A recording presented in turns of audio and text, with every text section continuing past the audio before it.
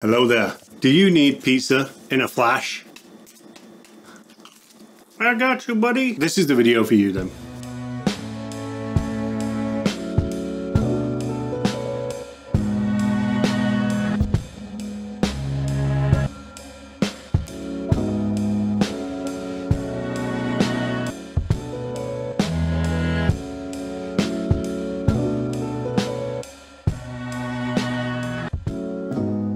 One of the most requested recipes by friends, family and viewers alike is how to make pizza in the same night. So in typical Top Chef fashion, I'm going to show you how to make one in just 3 hours. And I promise you, it will taste like it's taken a couple of days to ferment. Also in the video, I'm going to show you how to make easy peasy killer homemade ranch, proper kneading technique, quick AF pizza sauce, and when and where is a mixer better than using your handies to knead dough. I know you've got people to do and things to see, so I will explain why this recipe works after I've shown you how to make the dough.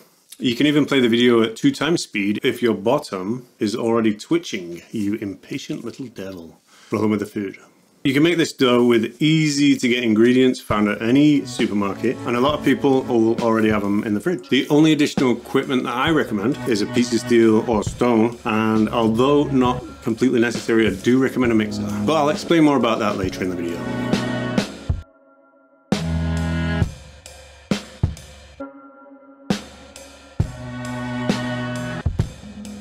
First thing to do is mix the bread flour, sugar and yeast together, the dry ingredients. Everything except the salt. I'll tell you why later. Now combine the water, vinegar and yogurt. Give that a nice mix together. In order to get all of the yogurt, it's a good idea to pour the buttermilk into whatever bowl you use to measure out the yogurt, and then pour that into the dry mixture later, as you can see in the demonstration. Then just start to mix everything up till it becomes homogeneous, and transfer that to a clean, slightly floured surface and start to knead your dough. I'm going to do a quick chapter on everything you need, wink wink, to know about kneading dough. Feel free to skip ahead for those that already know this information. Some people ask me, and some people may just wonder in silence about the art of kneading dough. So here's all you need to know. It's better to know what you're actually doing, not exactly how you're doing it. Think of it like muscle, like a muscle, right? So you're pulling it and newly formed strands are breaking down and getting torn, the gluten strands, and then they form again. And each time they do that, there's more of them and they're stronger bonds as well. All you want to do is move the dough from one state to the other. It doesn't matter what that actually looks like, as long as those two criteria are being met. The dough is in one state, you pull it out to another state and you put it back repeatedly. So what you're really looking for is elasticity and extensibility. So this is elasticity in action. See how it pulls back to itself? That's the strength of a dough. And then extensibility is just this bit, how far out you can pull it before it breaks. We want it to have enough extensibility so it will rise, and enough strength so it will eventually stay there as well. That's all you need to know. So whatever technique you're doing, whether you're left-handed, right-handed, you're using your feet, it doesn't matter. It doesn't have to look cool. You don't have to look like you don't have to look like La Nonna back in old Napoli, you know. It can look as unsophisticated as you want it to, a bit like me. And that's it. Thank you for watching this public service announcement on kneading dough. Knead the dough for about 7 to 8 minutes and then transfer the dough back into the bowl and add the salt. The reason for this is to allow the gluten to develop a bit more fully before the salt is added. I'll explain more in the next chapter. Feel free to skip it if you don't really care. Imagine a long strand of gluten, which is a positively charged protein. We then add salt, which has both positive and negative ions, which then dissolves in the mixture, causing the positive ions of the gluten strand to be attracted to those negative ions, resulting in the gluten curling up. Now just imagine how difficult of a time the gluten would have when the salt is added at the beginning. Class dismissed. With this dough being a fairly high hydration, it might be a little bit sticky depending on the hardness or softness of your water. Only use the bare minimum amount of flour on your fingers if you need to stop it sticking to your fingers. Once the salt's added, we're going to knead it for another 3 to 4 minutes. And after that, we're going to give it the old window pane test to see whether we need to knead it a little bit more or not. Just cut a small piece off and stretch it. If it stretches thin enough to see light through it without tearing easily, then she's ready to rest. If not, knead it for a few more minutes and keep repeating the window pane test until you're satisfied. This all goes back to what I mentioned earlier about having enough extensibility to allow the pizza to rise and enough elasticity so that it has strength enough to keep its shape once there. This whole ball will rest for 20 minutes covered at room temperature in a lightly oiled bowl. This is just to allow it to relax a little bit before we shape it into our eventual dough balls. Give yourself a cup of tea and a pat on the back, and once the 20 minutes are up, we will divide it into 2 equal dough balls. Should get very close to 400 grams each.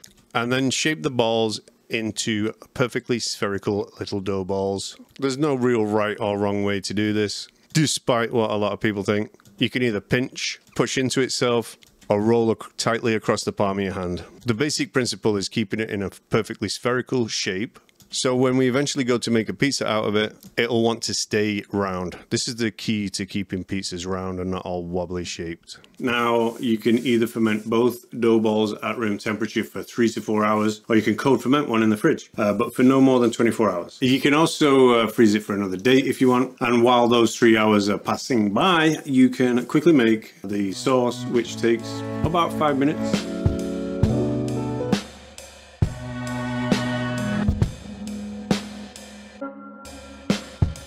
This sauce couldn't be easier or more delicious. You quite simply combine all the ingredients, salt, sugar, oregano, tomato paste, and blend it up. Et voila, your sauce is done. You don't even need to cook it. It's gonna cook on the pizza. About 1 hour before you intend to bake the pizza, you will want to preheat your oven. So if you're gonna go for a 3-hour ferment, after 2 hours, whack your oven on. Before you do that, you wanna get in your oven on the top shelf. You want to have your pizza steel. That's where I put mine. Get your oven preheated to the maximum it'll go. Mine is 550.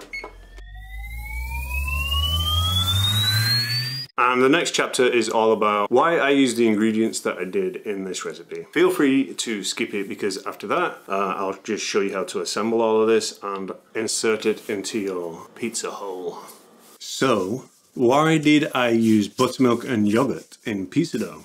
It's because both are fermented dairy products. Think of them like an over-the-counter and ready-to-go pre-ferment. You know, in a way, that's what they are. Whilst on one hand, they do absolutely nothing for leavening, on the other, they do provide some tasty lactobacillus. You see, both of these products are teeming Both of these products are teeming with microorganisms whose byproduct is what you're looking for in a tasty pizza, dough, or bread. And those byproducts are lactic and acetic acid. You see, I didn't just want to make a pizza that looked right and had the right texture. I really wanted to make a pizza that tasted at least a little bit like the pizzas I usually make. The way I usually make a pizza is with a poolish/starter. I add a starter to yet another pre-ferment called a sponge, and that sits in the fridge for 24 hours. Then after mixing that, it can spend up to another 72 hours in the fridge. What you're getting from that is extremely rich tasting pizza dough, which is a direct result of the lactobacillus, or lab, as it's easier said in the pizza world. So the buttermilk and the yogurt kind of give you that lab instantly, like billions of lab, and are both luckily 90% water each, and hydration is probably one of the most important factors in not just this recipe, but any pizza dough recipe. I'll get to that later. Another strange ingredient that you might notice is the vinegar. You don't usually see vinegar in pizza dough.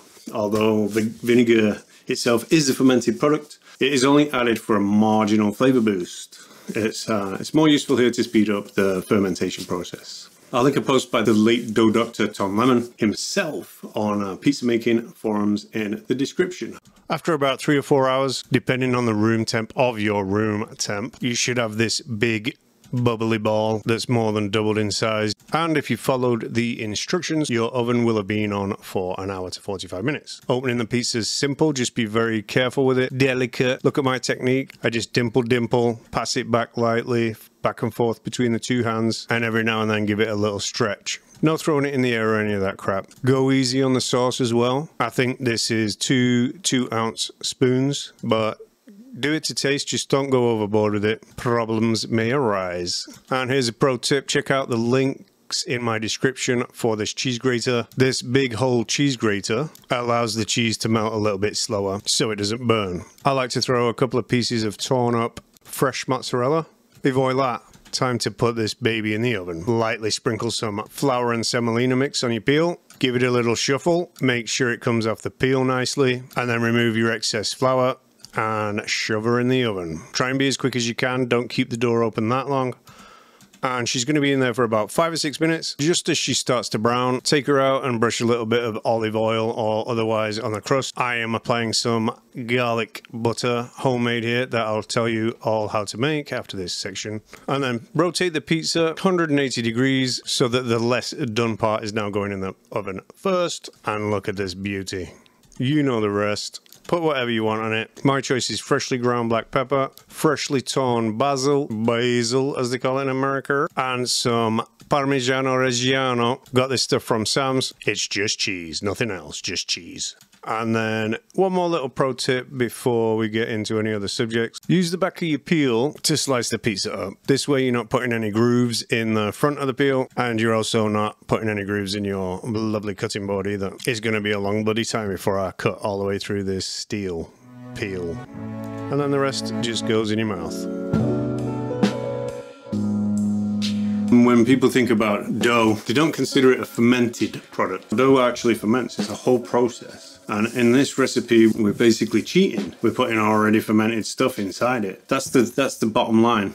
And it works. It tastes good. If you think about it, some of the things that we love the most about pizza are actually fermented. Cheese, cured meats, for instance. We like washing it all down with fermented beverages like beer and wine. One of the American people's favorite destination for a crust of pizza is into a cool, tangy dish of ranch. Just so happens to be made with a fermented dairy product. This inclination kind of makes a little bit more sense now, doesn't it? It's both quick and easy to make. It also gives you something to use all that extra buttermilk for. This is one of those recipes that isn't even really a recipe. You don't really need to measure things out. You just make it to taste using your eyeballs. Always add the mayonnaise to your cup or container first, and then add some buttermilk and whisk it up until you've got what looks like ranch dressing, basically. You can make it as thick or as thin as you like. If it's thicker, it'll be more mayonnaise-y. If it's thinner, it'll be more buttermilky. I actually like mine on the thinnish side, more like a sauce than a dressing. It's got that lovely acidity from the buttermilk. Then you simply finish it with Parmesan, a pecorino romano, whatever grated cheese you've got, crushed black pepper, salt to taste, and dried oregano. Simple, easy, delicious. Yum yum. Now, there's 2 ways you can make garlic butter. Easy way is to just microwave some butter, add some garlic powder. But the best way to make it is to get some garlic nice and thin sliced. Take your time if you've not got ninja knife skills. And first saute the garlic till it browns a little bit with oil. In this demonstration, I'm using like 3 to 4 cloves of garlic and half a stick or 4 ounces of butter. Turn the heat off after the garlic has sauteed and just allow the butter to melt naturally. I'm using unsalted butter, so I am adding salt to it. Et voila, it's done. Using real garlic and cooking it like this really elevates this humble condiment.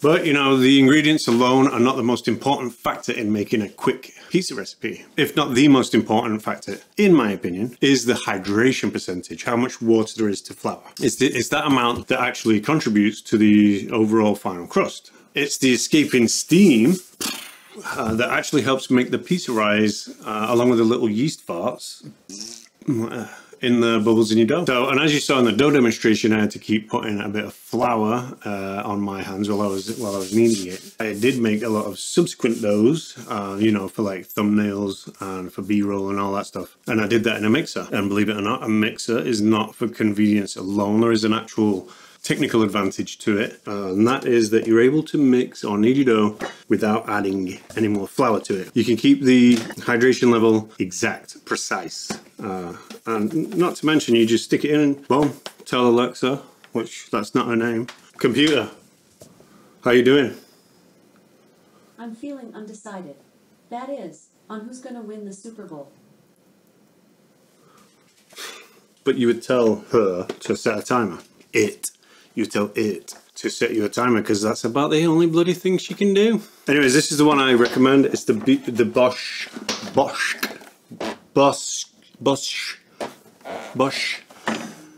mixer.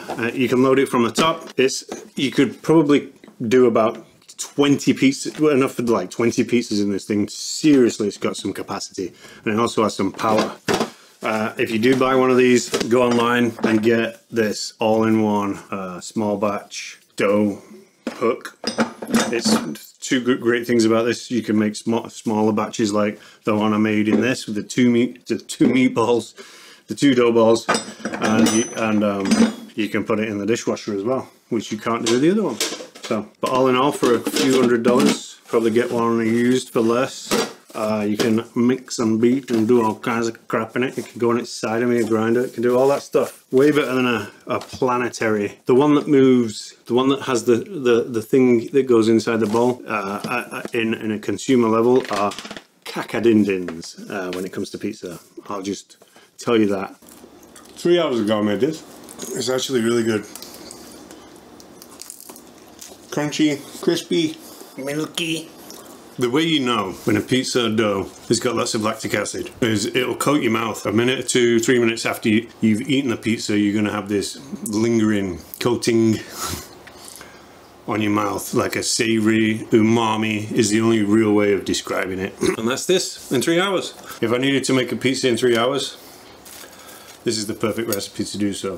Thanks for watching. See you next time.